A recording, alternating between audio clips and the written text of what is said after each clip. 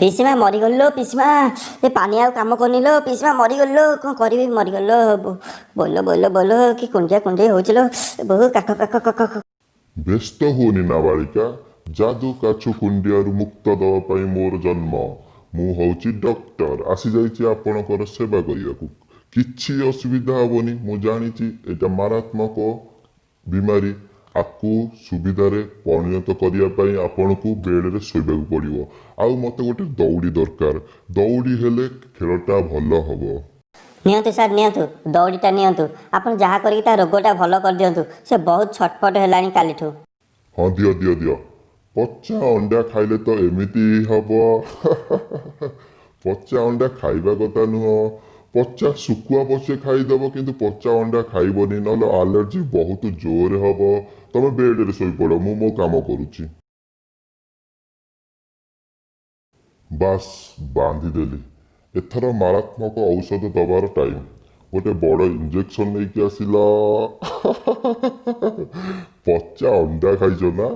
ପଚା ଅଣ୍ଡାକୁ ଇଏ କେମିତି କଣ୍ଟ୍ରୋଲ କରୁଛି ତମେ ଖାଲି ଦେଖ। ପଚା ଶୁଖୁଆ ଖାଇଦବ, ପଚା ପରିବା ଖାଇଦବ, ହେଲେ ପଚା ଅଣ୍ଡା ଖାଇଲେ ଏମିତି ହିଁ ଆଲର୍ଜି ହବ। ସେଥିପାଇଁ ଏଇଠି ବଡ଼ ଇଞ୍ଜେକ୍ସନ ତମକୁ ଦେବାକୁ ପଡ଼ିବ। ପିସିମା ମୁଁ ଏଡ଼େ ବଡ଼ ଇଞ୍ଜେକ୍ସନ ନେବି?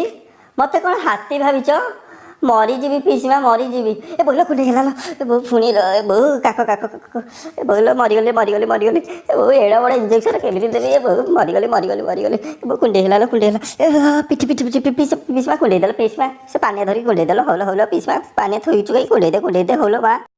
ତୁ ଏଡ଼େ ବଡ଼ ମୂର୍ଖ, ଅଣ୍ଡା ପଚା କି ସଢ଼ା ଜାଣିପାରିଲୁନୁ? ଏଥର ନା ମନେ ଭଲ କି ନା ମନେ? ତୁ ନା ଦେଖିକି ଖାଇବା କଥା ଅଣ୍ଡା ପଚା କି ସଢ଼ା। ଆରେ ପରିବା ପତ୍ର ତୁ ଚିହ୍ନି ପାରୁନୁ, ପରିବା ଡାକ କାହାକୁ କୁହାଯାଏ, ବାଇଗଣ କାହାକୁ କୁହାଯାଏ, ଲିମ୍ବ କାହାକୁ କୁହାଯାଏ, ତ କ'ଣ ଜାଣିବୁ? ଏଇ ଇଞ୍ଜେକ୍ସନ ନେଲେ ତୋର ଭଲ କି ବୁଦ୍ଧି ପଶିବ, ଭଲ କି ନେ ଇଞ୍ଜେକ୍ସନ ଏଇଥର। ଯାଦୁ କାଛୁ କୁଣ୍ଡିଆରୁ ଯଦି ଆପଣଙ୍କୁ କୁଣ୍ଡେଇ ହଉଛି ତାହେଲେ ମୋତେ ମନେ ପକାନ୍ତୁ। ମୁଁ ଆପଣଙ୍କ ଘରକୁ ଯାଇକି ଏମିତି ଇଞ୍ଜେକ୍ସନ ଦେବି, ଆପଣ ଟିକେ ହାତ ଦେଖେଇବେ କି ଇଞ୍ଜେକ୍ସନ ଦେବା ପାଇଁ?